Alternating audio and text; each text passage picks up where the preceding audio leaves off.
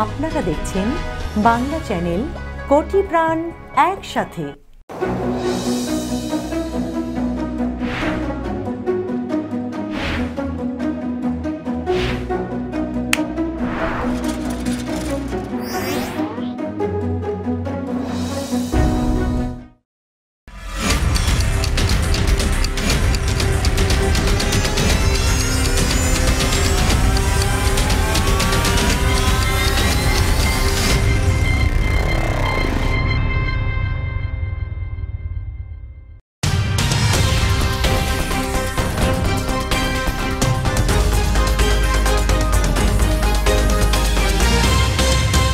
এখন দেখবেন বাংলা সংবাদ সৌজন্যে new Haque and sons, mega homes reality, রূপসীবাংলা.us, খামারবাড়ি, attorney Moin Chowdhury law firm PC এবং New York insurance brokerage.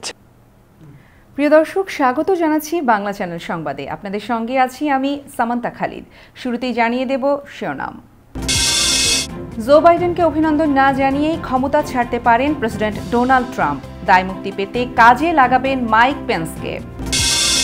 অ্যালাস্কায় 3 vote পেলেন ডোনাল্ড ট্রাম্প। জর্জিয়ায় এগিয়ে থাকলেও আবার ভোট গণনার মুখোমুখি হতে হচ্ছে বাইডেনকে।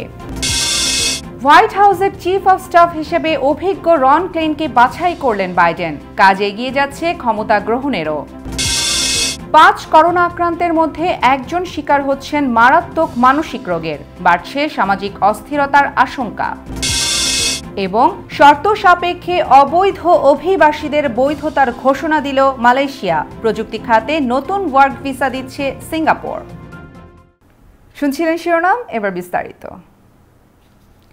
বিজয়ী জো বাইডেনকে অভিনন্দন না জানিয়ে শেষ পর্যন্ত ক্ষমতা ছাড়তে পারেন president Donald Trump. White house ছাড়ার আগে বলতে পারেন, আমি নির্বাচনের এ ফলাফলে বিশ্বাস করি না, দেশের স্বার্থে এ ফলাফল নিয়ে আমি লড়াইও করছি না। এমনটাই আভাস দিচ্ছে পুরো পরিস্থিতি নিয়ে খানিকটা উদ্বিগ্ন ট্রাম্পের ঘনিষ্ঠজনরা।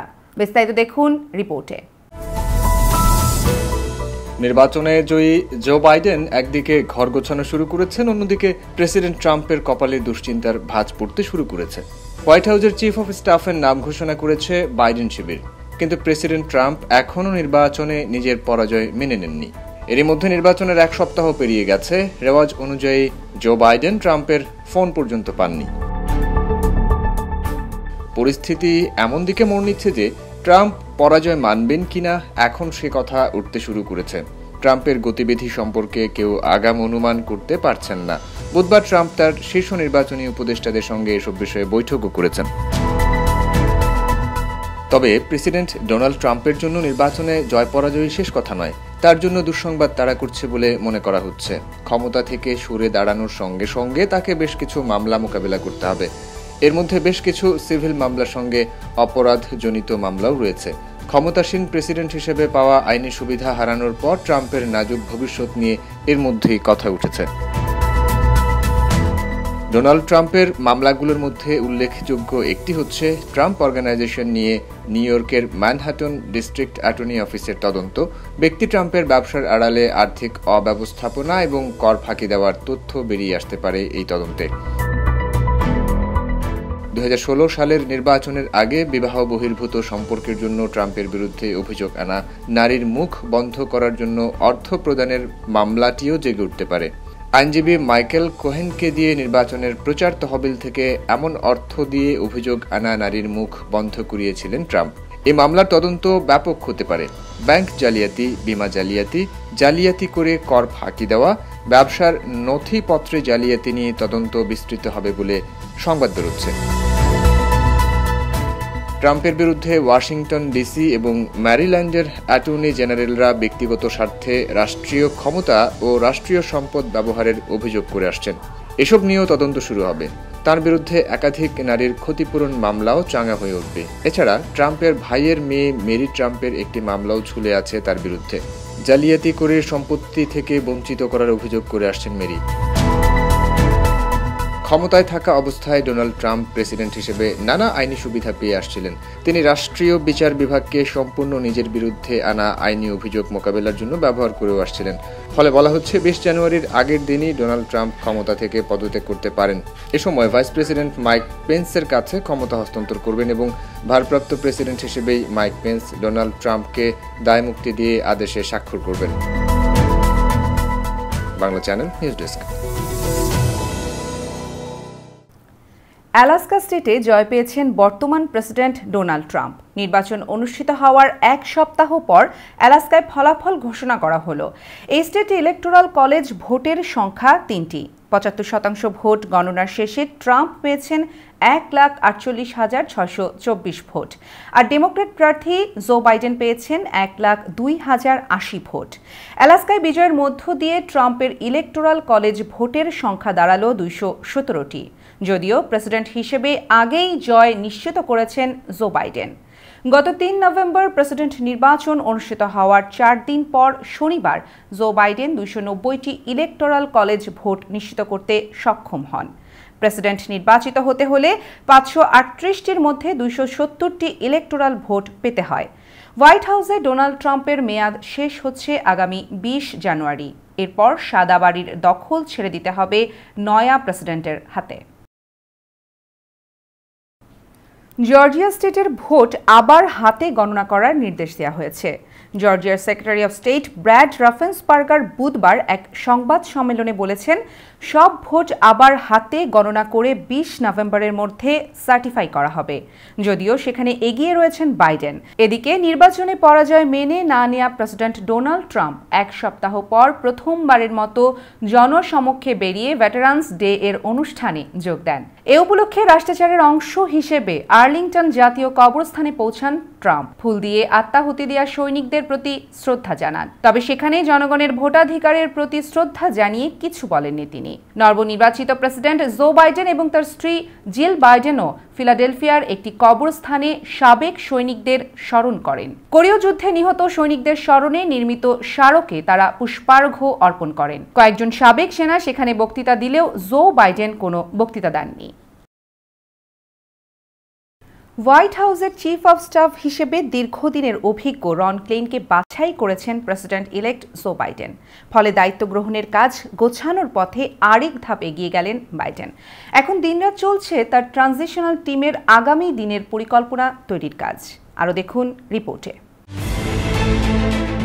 1980 সালের দিকে সিনেটের জুডিশিয়ারি কমিটিতে জো বাইডেনের সহযোগী হিসেবে কাজ করেছেন রন ক্লেইন। পরবর্তীতে বাইডেন যখন ভাইস প্রেসিডেন্ট হন তখনও তার চিফ অফ স্টাফ হিসেবে কাজ করেছেন এই অভিজ্ঞ কর্মকর্তা। রন ক্লেইন বারাক ওবামার শাসনামলে হোয়াইট হাউসে তার শীর্ষ সহযোগী হিসেবে কাজ করেছেন। এমনকি তিনি ভাইস প্রেসিডেন্ট আল গোরের চিফ অফ স্টাফ হিসেবেও দায়িত্ব পালন করেছেন।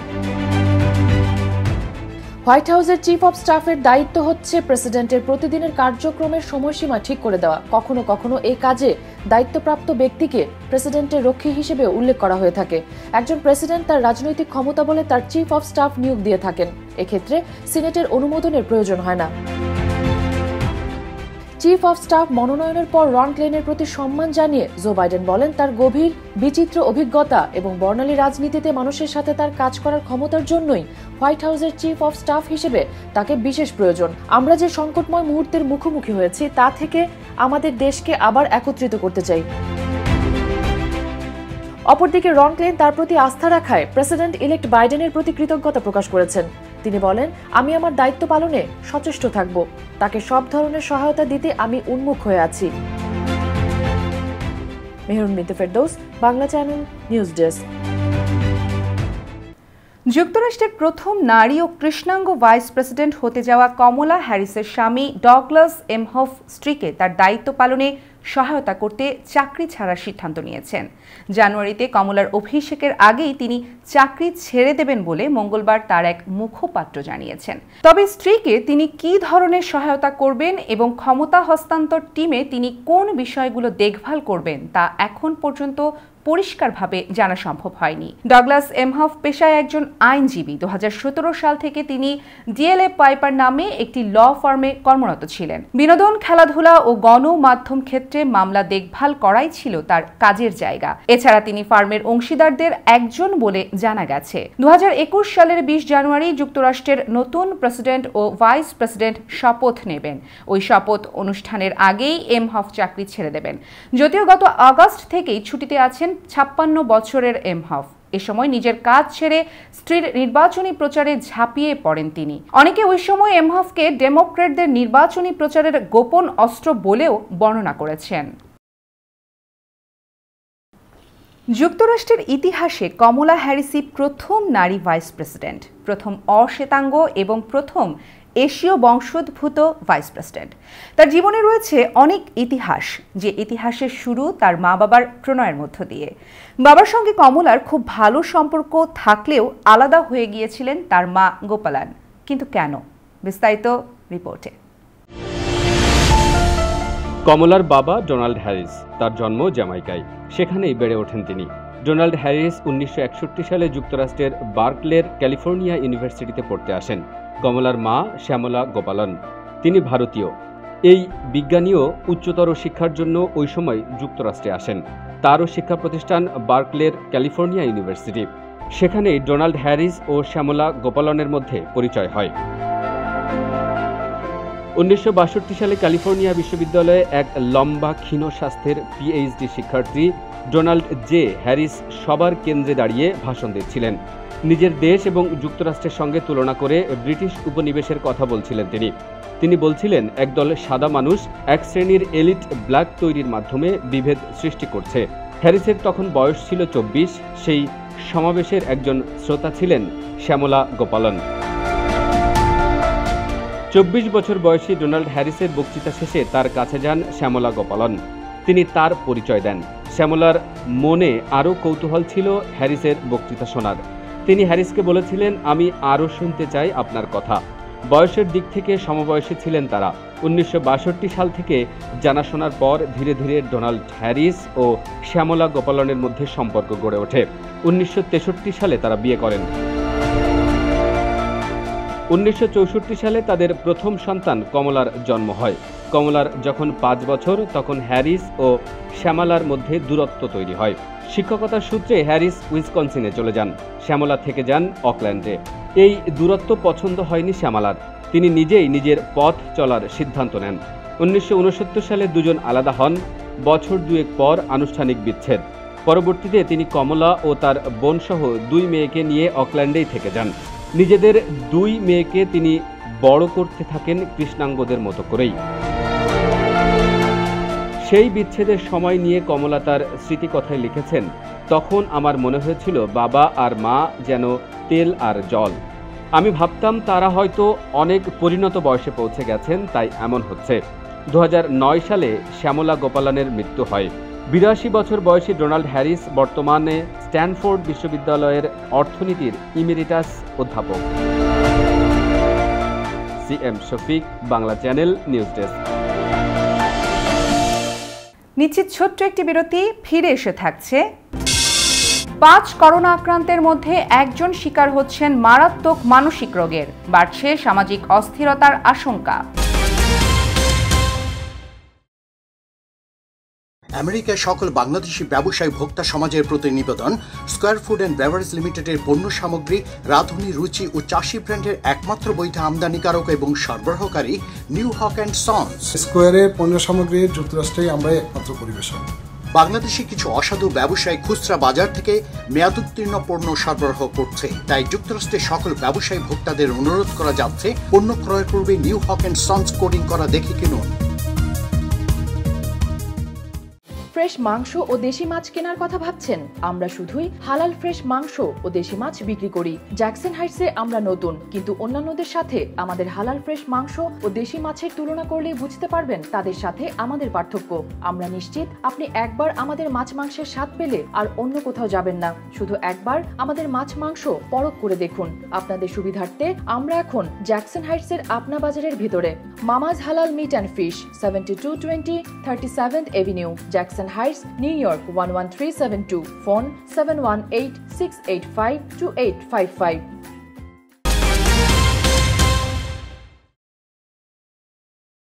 আবারও স্বাগত বাংলা চ্যানেল সংবাদে। সময়টা ভালো যাচ্ছে না বিদায়ী প্রেসিডেন্ট ডোনাল্ড ট্রাম্পের। মেলানিয়া ট্রাম্পের এক আইনি পরামর্শদাতা জানিয়েছেন, যদি ডোনাল্ড ও মেলানিয়ার ডিভোর্স বাস্তবায়িত হয় তবে স্ত্রীকে মোটা অঙ্কের খরপোশ দিতে হবে ট্রাম্পকে। অঙ্কটা $68 মিলিয়ন, যা বাংলাদেশি টাকায় প্রায় 650 কোটি টাকার সমান। আরও দেখুন রিপোর্টে। 15 বছর আগে বৈবাহিক সম্পর্কের শুরু হয়েছিল ডোনাল্ড ট্রাম্প ও মেলানিয়ার। তবে বেশ কয়েক বছর ধরেই এই সম্পর্কটা শুধুমাত্র চুক্তির মধ্যেই সীমাবদ্ধ ছিল বলে জানিয়েছেন ঘনিষ্ঠরা। হোয়াইট হাউস ছাড়ার পরেই ট্রাম্প ও মেলানিয়ার ডিভোর্স হবে, এই খবর ইতিমধ্যেই ছড়িয়ে পড়েছে বিভিন্ন গণমাধ্যমে। মেলানিয়া ট্রাম্পের ঘনিষ্ঠজনরা বলছেন, ট্রাম্প মেলানিয়ার বিচ্ছেদ এখন সময়ের ব্যাপার মাত্র। মেলানিয়া ট্রাম্পের আইনি পরামর্শদাতারা জানাচ্ছেন, যে জীবনযাত্রায় মেলানিয়া অভ্যস্ত সেখানে এই টাকার অঙ্ক দিতে হবে ডোনাল্ড ট্রাম্পকে। বাংলাদেশি টাকায় হিসাব করলে যা প্রায় 600 কোটিতে দাঁড়াবে। ট্রাম্পের আগের দুটি বৈবাহিক সম্পর্কেও খোরপোশ দিতে হয় তাকে। ট্রাম্পের দ্বিতীয় স্ত্রী মার্লা ম্যাপেলস $2 মিলিয়ন খোরপোশ পেয়েছিলেন। ট্রাম্পের প্রথম স্ত্রী ইভানা ট্রাম্প পেয়েছিলেন $14 মিলিয়ন। সঙ্গে কানেকটিকাটে একটি প্রাসাদপম বাড়ি, নিউ ইয়র্কে একটি অ্যাপার্টমেন্ট, বছরে একবার করে ফ্লোরিডার বিলাসবহুল মেরেল লেগো রিসোর্টে ভ্রমণের সুযোগ। মেলানিয়া পাবেন তাদের থেকে অনেক বেশি। Abuzar Al Gifari, Bangla channel news desk. প্রেমিক পুরুষ প্রেসিডেন্ট ডোনাল্ড ট্রাম্প। প্রেমে পড়তে তার যেন কোনো জুড়িই নেই। তার বহু প্রেমের গল্প অনেকের জানা। ট্রাম্প 25 বছর আগে গভীর প্রেমে হাবুডুবু খেয়েছিলেন এমন একজনের, যাকে না পাওয়ার বেদনা তাকে এখনও তাড়িয়ে বেড়ায়। সেই একতরফা প্রেমের প্রেমিকার নাম প্রিন্সেস ডায়ানা। আরও দেখুন রিপোর্টে। নীল চোখের মায়াই হোক কিংবা সোনালি চুলের রহস্য, কারণ যাই হোক না কেন, প্রিন্সেস ডায়ানার প্রেমে পড়েননি এমন পুরুষ খুঁজে পাওয়া মুশকিল। তার রূপের মুগ্ধতা মহিলারাও এড়াতে পারেন না। এমন মহিষীর প্রতি যে ডোনাল্ড ট্রাম্পও আকৃষ্ট হবেন তাতে আশ্চর্যের কিছু নেই। 25 বছর আগে সেই ডায়ানাকে পাওয়ার জন্যই প্রেসিডেন্ট ডোনাল্ড ট্রাম্প মরিয়া হয়ে উঠেছিলেন। তাকে কাছে পাওয়ার জন্য পাগলের মতো চেষ্টা করেছেন তিনি, কিন্তু ফলাফল শূন্য। অবশ্য বহু চেষ্টা করেও ডায়ানাকে কাছে পাননি তৎকালীন ব্যবসায়ী, সম্রাট, টেলিভিশন ব্যক্তিত্ব, এমনকি বিলেনিয়ার ডোনাল্ড ট্রাম্পও। 1995 সালে নিউ ইয়র্কে একটি নৈশ ভোজে প্রথম সাক্ষাৎ হয় ট্রাম্প ও ডায়ানার। তখন থেকেই ডায়ানাকে পাওয়ার জন্য উঠে পড়ে লাগেন ধনকুবের ট্রাম্প। কোনো ধরনের রাগঢাক ছাড়াই ডায়ানার সঙ্গে রোমান্টিক সম্পর্ক গড়ে তুলতে চান তিনি। ডায়ানাকে খুশি করতে বেশ কয়েক দফায় ফুলের তোড়া কিংস্টন প্যালেসে পাঠান ট্রাম্প। কিন্তু ট্রাম্প যেমনটা আশা করেছিলেন সেরকম কোনো সাড়াই দেননি প্রিন্সেস ডায়ানা, কারণ তখন প্রিন্স চার্লসের সঙ্গে জুটি বেঁধেছিলেন ডায়ানা। ট্রাম্প ডায়ানাকে পাগলাটে বলে মনে করতেন। এছাড়া তার সঙ্গে একসঙ্গে রাত কাটানোরও স্বপ্ন দেখতেন। ডায়ানাকে স্ত্রী হিসেবে পেতে চাইতেন ট্রাম্প, আর তার এই স্বপ্নের কথায় কোনো রাগ ঢাকো ছিল না। টেলিভিশন কিংবা রেডিও অনুষ্ঠানে হাজির হয়ে সে কথা অকপটে বহুবার বলেছেন Trump. I could tell you so many stories that are so false that now I did respect her, but no interest from that standpoint. But I did meet her once and I thought she was lovely.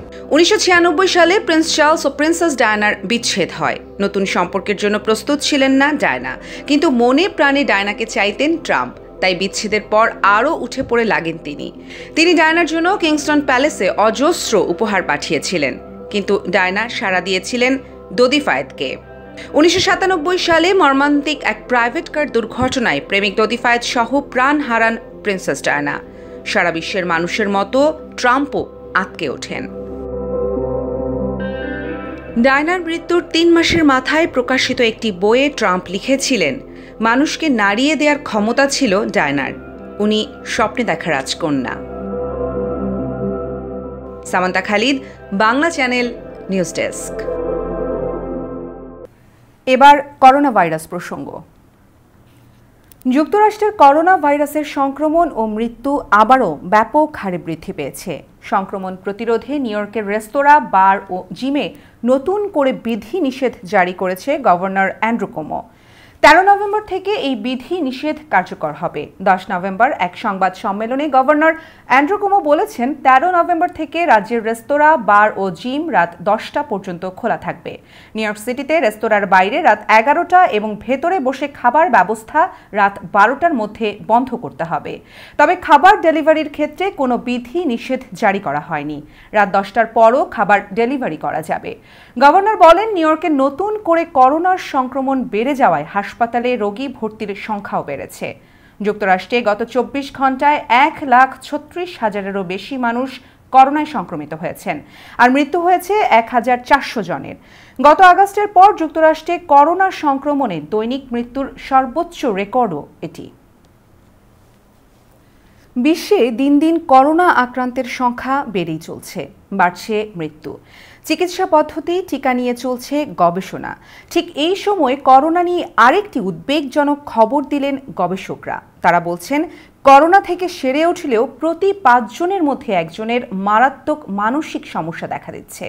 আরও দেখুন রিপোর্টে। Corona virus শুধু শারীরিকভাবে অসুস্থ করে বা মেরে ফেলে তা নয়, মহামারী এই ভাইরাস মানুষের মনোজগতও বদলে দিচ্ছে। মনোরোগ বিশেষজ্ঞদের দাবি, করোনা আক্রান্ত রোগীদের মধ্যে 20% রোগী সুস্থ হয়ে ওঠার 90 দিনের মধ্যে মানসিক রোগের শিকার হচ্ছেন। নানা ধরনের মানসিক সমস্যা দেখা যাচ্ছে তাদের মধ্যে, যা উদ্বেগজনক। When somebody is diagnosed with COVID, there are a number of new stressors that arise as well.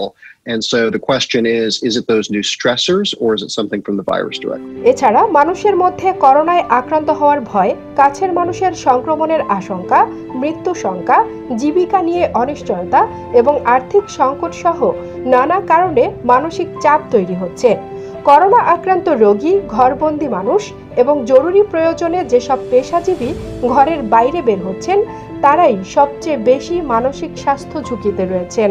Number one, have contracted COVID-19 and are experiencing depression or sleep disruption and anxiety. এত আশঙ্কার মধ্যে ফের সামনে এসেছে চাঞ্চল্যকর এক তথ্য। সেই তথ্য অনুযায়ী মনোবিদরা জানিয়েছেন, প্রতি 5 জন করোনা আক্রান্তের মধ্যে একজন চরম মানসিক রোগের শিকার হচ্ছেন, যা ভয়ঙ্কর পরিস্থিতি তৈরি করছে। মনোরোগ বিশেষজ্ঞদের দাবি, করোনা আক্রান্ত রোগীদের মধ্যে 20% রোগী সুস্থ হয়ে ওঠার 90 দিনের মধ্যে চরম আকারের কোনো মানসিক রোগের শিকার হচ্ছেন। নানা ধরনের মানসিক সমস্যা দেখা যাচ্ছে তাদের মধ্যে, যা উদ্বেগজনক। 1 in 5 people who had COVID and recovered within 90 days, so very soon after infection, had a new mental health diagnosis, whether that was anxiety, depression, or insomnia. And this was, just to give you some context, about 2 to 3 times the risk in the general population. উৎকণ্ঠা, মানসিক অবসাদ, নিদ্রাহীনতার মতো নানা রোগ মূলত গ্রাস করছে corona আক্রান্ত রোগীরা সুস্থ হয়ে ওঠার পর। এখানেই শেষ নয়, সমীক্ষায় উঠে এসেছে করোনা থেকে সুস্থ হয়ে ওঠা রোগীদের মধ্যে ডিমেনশিয়ার মতো মানসিক রোগও দেখা দিচ্ছে। Seems to be a consequence of COVID-19 that can happen quite late after even all the symptoms of COVID-19, such as a cough or shortness of breath, have resolved. ব্রিটেনের অক্সফোর্ড ইউনিভার্সিটির অধ্যাপক পল হ্যারিসন জানিয়েছেন, corona থেকে সুস্থ হয়ে ওঠা রোগীদের মধ্যে মনোরোগে আক্রান্ত হওয়ার সম্ভাবনা অনেক বেশি। তিনি জানিয়েছেন, যুক্তরাষ্ট্রের 69 মিলিয়ন মানুষের মধ্যে এই সমীক্ষা করা হয়েছিল, যাদের মধ্যে 62,000 জন করোনা আক্রান্ত। সেখান থেকেই এই তথ্য উঠে এসেছে। Kanis Fatema Nipa, Bangla channel, news desk. এবার বাংলাদেশ প্রসঙ্গ। বাংলাদেশের নির্বাচন থেকে যুক্তরাষ্ট্রের অনেক কিছু শেখার আছে বলে মন্তব্য করেছেন প্রধান নির্বাচন কমিশনার KM নুরুল হুদা। বৃহস্পতিবার ঢাকা 18 আসনের উপনির্বাচনে ভোটদান শেষে সাংবাদিকদের এক প্রশ্নের জবাবে এই মন্তব্য করেন তিনি। সিসি বলেন, আমেরিকার ও বাংলাদেশের নির্বাচন থেকে শেখার আছে। সেখানে তারা 4 থেকে 5 দিনেও নির্বাচনের ফলাফল ঘোষণা করতে পারে না। বাংলাদেশে আমরা ইভিএম এর মাধ্যমে 4 থেকে 5 মিনিটের মধ্যেই ভোট গণনা শেষ করতে পারি। এদিকে ঢাকা 18 উপনির্বাচনের ব্যাপক কারচুপি হচ্ছে এবং বিএনপির এজেন্টদের মারধর করে বের করে দেয়া হচ্ছে এমন অভিযোগের জবাবে তিনি বলেন, আমি সকাল থেকে প্রিজাইডিং অফিসার এবং কন্ট্রোল রুমের মাধ্যমে খোঁজখবর নিয়েছি, কোথাও কোনো অপ্রীতিকর ঘটনা কিংবা নির্বাচন পরিপন্থী কোনো ঘটনা ঘটেনি। আমারও একটা কথা আছে, আমাদের কাছ থেকে শিক্ষাটা নেওয়া উচিত, কারণ আমেরিকা 4-5 দিনেও ভোট গণনা করতে পারে না, আর আমরা এই মধ্যে 4-5 মিনিট থেকে 10 মিনিটের মধ্যে ভোট গণনা করে কেন্দ্রে ঘোষণা দিয়ে দেই। এই জিনিসটা তো আমেরিকায় নেই। তো এই তাদের প্রায় 250 বছরের গণতান্ত্রিক অভিজ্ঞতায় তো সেটা অ্যাডজাস্ট করতে এখনো পারেনি। 1 ঘন্টার মধ্যে ঢাকার 7টি স্থানে বাসে অগ্নিকাণ্ডের ঘটনা ঘটেছে। বৃহস্পতিবার দুপুর 1টা থেকে 2:30টার মধ্যে মতিঝিল প্রেস ক্লাব সংলগ্ন সচিবালয় মোড়, বঙ্গবন্ধু এভিনিউ, আওয়ামী লীগের কেন্দ্রীয় কার্যালয়ের সামনে ও শাহবাগ এলাকায় 2টি বাসে আগুন লাগে। আওয়ামী লীগের কেন্দ্রীয় কার্যালয়ের সামনে দুপুর 1টার দিকে আগুন লাগার খবর পায় ফায়ার সার্ভিস। এর কিছুক্ষণ পরই আবার খবর আসে শাহবাগে বাসে আগুন লেগেছে। অন্যদিকে জাতীয় প্রেস ক্লাব সংলগ্ন সচিবালয় মোড়ে আরেকটি বাসের আগুনের খবর পায় ফায়ার সার্ভিস। অগ্নিকাণ্ডের কারণ, ক্ষয়ক্ষতি ও হতাহতের ব্যাপারে কিছু জানায়নি পুলিশ ও ফায়ার সার্ভিস। নিচ্ছি আরও একটি বিরতি, ফিরে এসে থাকছে শর্ত সাপেক্ষে অবৈধ অভিবাসীদের বৈধতার ঘোষণা দিল মালয়েশিয়া। প্রযুক্তি খাতে নতুন ওয়ার্ক ভিসা দিচ্ছে সিঙ্গাপুর।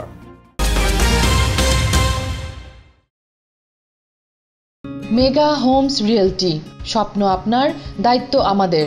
পছন্দের বাড়িটির জন্য আসুন আমাদের কাছে। Mega homes realty, buy, sell, rent, invest ও শর্ট সেল। আমরা ফোরক্লোজ থেকে আপনার বাড়ি রক্ষা করতে সহায়তা করি। Mega homes realty, commercial and residential real estate firm. আমাদের সাথে যোগাযোগের ঠিকানা Moinul Islam, 3211 35th avenue, Astoria, New York 11106। Telephone 9175354131। Email moinul4@gmail.com। নিরাপত্তা নিয়ে উদ্বিগ্ন?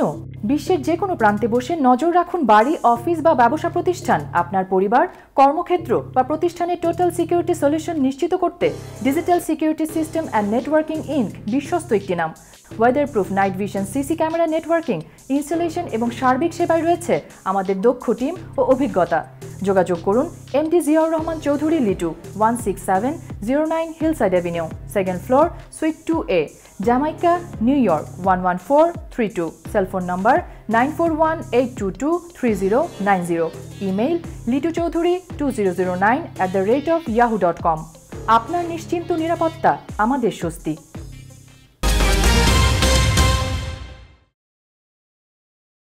আবারও স্বাগত বাংলা চ্যানেল সংবাদে। এবার আন্তর্জাতিক প্রসঙ্গ।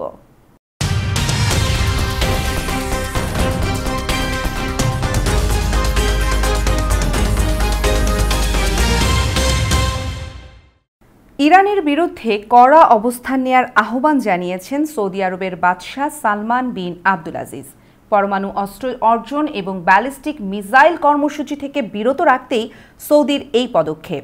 সৌদি সরকারের শীর্ষ উপদেষ্টা বোর্ডে বার্ষিক বক্তৃতায় গতকাল বুধবার বাদশাহ আব্দুল আজিজ এ আহ্বান জানান। তিনি বলেন, ইরানের আঞ্চলিক কর্মপরিকল্পনা, অন্য দেশের অভ্যন্তরীণ বিষয়ে হস্তক্ষেপ, সন্ত্রাসবাদে মদদ এবং গোষ্ঠীগত বিভাজনে উস্কানির বিষয়টি গুরুত্বের সঙ্গে নিয়েছে সৌদি। ইরানের বিরুদ্ধে কড়া অবস্থান নিতে আন্তর্জাতিক সম্প্রদায়ের প্রতি আহ্বান জানাচ্ছি, যাতে দেশটির ব্যাপক বিধ্বংসী অস্ত্র অর্জন এবং ব্যালিস্টিক মিসাইল কর্মসূচি কঠোর হাতে মোকাবেলা নিশ্চিত করে। এর আগে 84 বছর বয়সী এই শাসক সেপ্টেম্বরের জাতিসংঘ সাধারণ অধিবেশনেও ইরানের সম্প্রসারণবাদের নিন্দা জানান। এদিকে সৌদি বাদশার সর্বশেষ বক্তৃতায় প্রতিক্রিয়ায় এখনও কোনো মন্তব্য করেননি ইরান। প্রযুক্তি খাতে কাজের জন্য বিদেশি কর্মীদের নতুন ভিসা দেওয়ার ঘোষণা দিয়েছে সিঙ্গাপুর। আগামী জানুয়ারিতেই শুরু হচ্ছে এই কর্মসূচি। জানা গেছে, সিঙ্গাপুরের নতুন টেক পাস কর্মসূচির আওতায় অন্তত 500 জন অভিজ্ঞ কর্মী নির্বাহী পদে 2 বছরের ভিসার জন্য আবেদন করতে পারবেন। এই ভিসা নিয়ে নগর রাষ্ট্রটিতে নতুন ব্যবসা পরিচালনা, বিনিয়োগ করা অথবা সিঙ্গাপুর ভিত্তিক যে কোনো প্রযুক্তি প্রতিষ্ঠানের পরিচালক হওয়া যাবে। তবে আবেদনকারীদের প্রযুক্তি খাতে 5 বছর কাজ করা বা সফল প্রযুক্তি পণ্য তৈরির মতো অভিজ্ঞতার প্রয়োজন হতে পারে। বৃহস্পতিবার এ ভিসা কর্মসূচির ঘোষণা দিয়ে সিঙ্গাপুরের বাণিজ্য মন্ত্রী চ্যান চ্যান সিং বলেন, টেক পাসের মাধ্যমে এ দেশে প্রযুক্তি প্রতিভা বৃদ্ধি পাবে এবং এই অঞ্চলের শীর্ষস্থানীয় টেক হাব হিসেবে আমাদের অবস্থান আরও সুদৃঢ় হবে। লোভনীয় অনুদান এবং প্রণোদনায় সজ্জিত সিঙ্গাপুর সাম্প্রতিক বছরগুলোতে টেক ফার্ম ও বিনিয়োগকারীদের আকৃষ্ট করতে জোর প্রচেষ্টা চালাচ্ছে। এবার ইমিগ্রেশন আপডেট। শর্ত সাপেক্ষে অবৈধ অভিবাসীদের বৈধতা দেওয়ার ঘোষণা দিয়েছে মালয়েশিয়া সরকার। বৃহস্পতিবার মন্ত্রণালয়ের এক বিশেষ বৈঠক শেষে সাংবাদিকদের এমনটাই জানান দেশটির পররাষ্ট্রমন্ত্রী দাতুক সেরি হামজা বিন জয়নুদ্দিন। বৈঠকে উপস্থিত ছিলেন দেশটির মানব সম্পদ মন্ত্রী দাতুক সেরি এম সারভানান। পররাষ্ট্রমন্ত্রী সাংবাদিকদের বলেন, বৈধকরণ প্রক্রিয়া আগামী 16 নভেম্বর থেকে শুরু করে 2021 সালের 30 জুন পর্যন্ত চলবে। এই প্রক্রিয়া ইমিগ্রেশন বিভাগ, মালয়েশিয়ার শ্রম বিভাগ এবং অন্যান্য সরকারি সংস্থা বাস্তবায়ন করবে বলে পররাষ্ট্রমন্ত্রী জানিয়েছেন। উল্লেখ্য, রি-হিয়ারিং প্রোগ্রাম শেষ হওয়ার পরপরই বাংলাদেশের তৎকালীন হাই কমিশনার শহীদুল ইসলাম বাদ পড়া এবং প্রতারিত অবৈধ কর্মীদের বৈধতা প্রদানের প্রস্তাব দেন মালয়েশিয়া সরকারের কাছে। এ নিয়ে তিনি বিভিন্ন মন্ত্রীর সঙ্গে বৈঠক করেন এবং কুয়ালালামপুর ত্যাগের আগেও মালয়েশিয়া সরকারের সাথে বৈঠক করেন। তিনি জানিয়েছিলেন মালয়েশিয়া সরকার বৈধতা দেবে। এবার প্রবাস সংবাদ।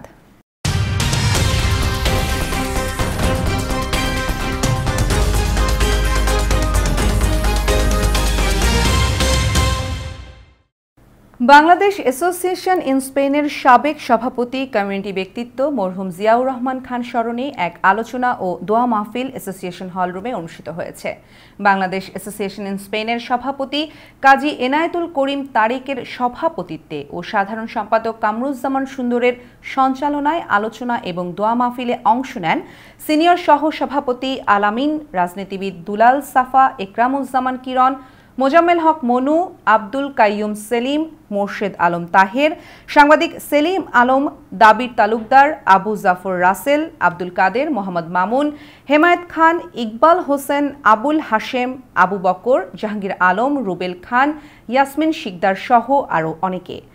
বক্তারা বলেন, জীবনের সোনালী দিনগুলো বাংলাদেশ কমিউনিটির ঐক্য এবং ভ্রাতৃত্বের বন্ধন জোরদার করতে নিরলসভাবে কাজ করে গেছেন জিয়াউর রহমান খান। এবার খেলার সংবাদ।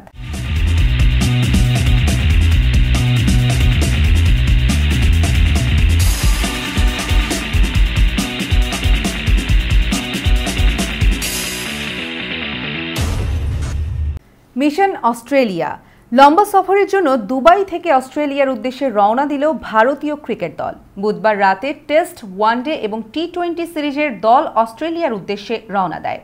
নিউ নর্মালে পিপিই পরিহিত টিম ইন্ডিয়ার ছবিও টুইট করা হয়েছে বিসিসিআই এর টুইটার হ্যান্ডেল থেকে। এক বায়ুবাবুল থেকে বেরিয়ে আরেক বায়ুবাবুলে প্রবেশ করবেন ক্রিকেটাররা। তবে অস্ট্রেলিয়াগামী এই দলে যোগ দেওয়া হয়নি রোহিত শর্মার। সদ্য আইপিএল ফাইনালে অর্ধশত রান করা রোহিত এখনও আনফিট। রোহিত শর্মা ওজি সফরের দলের সঙ্গে না গেলেও চোট নিয়ে সংশয়ে থাকা ঋদ্ধিমান সাহা এবং মায়াঙ্ক আগরওয়াল সিডনি উড়ে গিয়েছেন। চোটের জন্য অস্ট্রেলিয়া যেতে পারলেন না প্রথমবার জাতীয় দলে ডাক পাওয়া বরুণ চক্রবর্তী। তার বদলে ওজি সফরে গেলেন টি নটরাজ। ভারতের অস্ট্রেলিয়ান সফর শুরু হবে ওয়ানডে সিরিজ দিয়ে, তারপর হবে টি-20, সবশেষ টেস্ট সিরিজ। এবার সংস্কৃতি সংবাদ।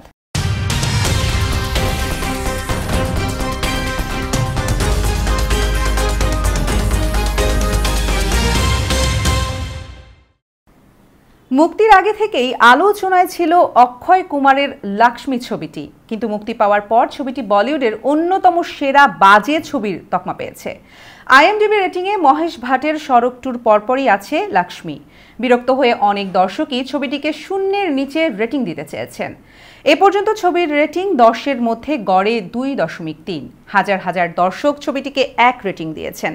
লাক্ষ্মী ছবিটির কাহিনী তৃতীয় লিঙ্গের মানুষদের যন্ত্রণা ও তাদের স্বীকৃতির লড়াইকে ঘিরে। ছবিতে গুরুত্ব পেয়েছে ঝা চকচকে সেট আর বিদেশি লোকেশনের আইটেম ড্যান্স। এতে হারিয়ে গিয়েছে ছবির প্রাণ, আর সেখানেই হার লাক্ষ্মীর। রাঘবেন্দ্র নারায়ণসের এই ছবিতে আরও অভিনয় করেছেন কিয়ারা আদবানি, শরৎ কেলকর, রাজেশ শর্মা, আয়েশা রাজা। ছবিতে কিয়ারাকে বুড়ো অক্ষয়ের সঙ্গে একেবারেই বেমানান লেগেছে বলেও মন্তব্য করেছেন দর্শকরা। দর্শক, সংবাদ শেষ করব একটি অন্যরকম খবর দিয়ে।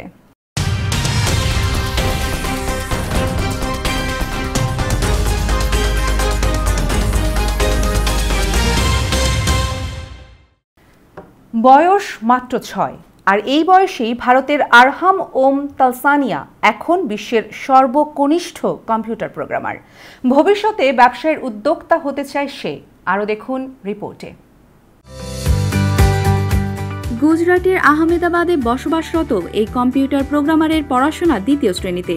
এই বয়সে অন্যদের মতো সেও ঘরবন্দি, কিন্তু সে ঘরবন্দি সময়টি কাজে লাগিয়েছে ভিন্নভাবে। পাইথন ল্যাঙ্গুয়েজ ব্যবহার করে কম্পিউটার প্রোগ্রাম তৈরি করেছে আরহাম, আর এ কারণে খুদে এই শিক্ষার্থীর নাম উঠে গেছে গিনেস ওয়ার্ল্ড রেকর্ডে।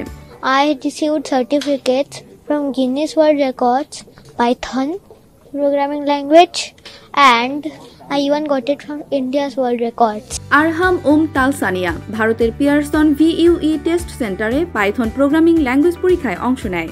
এ পরীক্ষায় পাশ করার পরই বিশ্বের সবচেয়ে ক্ষুদে কম্পিউটার প্রোগ্রামার হিসেবে নাম ওঠে তার। তবে যে কারো মনে হতে পারে এত অল্প বয়সে কিভাবে প্রোগ্রামিং শিখল ক্ষুদে আরহাম। এক সাক্ষাৎকারে সে নিজেই জানিয়েছে কিভাবে অসাধ্য সাধন করেছে সে। আরহাম বলেছে, আমার বাবা আমাকে কোডিং শিখিয়েছে। 2 বছর বয়সেই আমি ট্যাবলেট ব্যবহার করতে পারতাম। 3 বছর বয়সে আমার iOS এবং উইন্ডোজ গ্যাজেট ছিল। পরে জানতে পারি আমার বাবা পাইথন ল্যাঙ্গুয়েজ নিয়ে কাজ করেন। My father taught me the whole thing. My mother had supported me when I didn't do it correct. My mother helped me to do all of the answers. আরহাম জানায়, আমি একজন ব্যবসায়ী উদ্যোক্তা হতে চাই, সবাইকে সহায়তা করতে চাই, কোডিং এর জন্য অ্যাপস গেমস তৈরি করতে চাই, আমি অভাবীদের সাহায্য করতে চাই। ছেলের সাফল্যে খুশি বাবা ওম তালসানিয়াও। তিনি বলেন, ছোটবেলা থেকে গ্যাজেটের প্রতি ওর বিশেষ আকর্ষণ ছিল। ট্যাবলেটে গেম খেলতো। আমি ওকে প্রাথমিক কিছু কোডিং শিখিয়েছিলাম। তার সাহায্যে নিজেই গেম বানিয়ে খেলতো আরহাম। তমা Chowdhury, Bangla channel, news desk. এই ছিল বাংলা চ্যানেল সংবাদে। শেষ করার আগে শিরোনামগুলো জানিয়ে দিচ্ছি আরও একবার। জো বাইডেনকে অভিনন্দন না জানিয়েই ক্ষমতা ছাড়তে পারেন প্রেসিডেন্ট ডোনাল্ড ট্রাম্প। দায়মুক্তি পেতে কাজে লাগাবেন মাইক পেন্সকে। অ্যালাস্কায় 3 ভোট পেলেন ডোনাল্ড ট্রাম্প। জর্জিয়ায় এগিয়ে থাকলেও আবার ভোট গণনার মুখোমুখি হতে হচ্ছে বাইডেনকে। হোয়াইট হাউসের চিফ অফ স্টাফ হিসেবে অভিজ্ঞ রন ক্লেনকে বাছাই করলেন বাইডেন। কাজ এগিয়ে যাচ্ছে ক্ষমতা গ্রহণেরও। 5 করোনা আক্রান্তের মধ্যে একজন শিকার হচ্ছেন মারাত্মক মানসিক রোগের। বাড়ছে সামাজিক অস্থিরতার আশঙ্কা। এবং শর্ত সাপেক্ষে অবৈধ অভিবাসীদের বৈধতার ঘোষণা দিল মালয়েশিয়া। প্রযুক্তি খাতে নতুন ওয়ার্ক ভিসা দিচ্ছে সিঙ্গাপুর। নিয়মিত বাংলা চ্যানেল দেখতে চোখ রাখুন ফেসবুক, ইনস্টাগ্রাম, টুইটার ও ইউটিউব চ্যানেলেও, অথবা লগ অন করুন www.banglaChannel24.com এ। দর্শক, করোনা ভাইরাস মহামারীর সময় সুরক্ষিত থাকতে 20 সেকেন্ড ধরে হাত ধোয়ার অভ্যেস চালু রাখুন। প্রয়োজনে হ্যান্ড স্যানিটাইজার ব্যবহার করুন। বাইরে গেলে অবশ্যই নিজের সুরক্ষায় মাস্ক ব্যবহার করুন। ভালো থাকুন, সুস্থ থাকুন, বাংলা চ্যানেলের সঙ্গে থাকুন।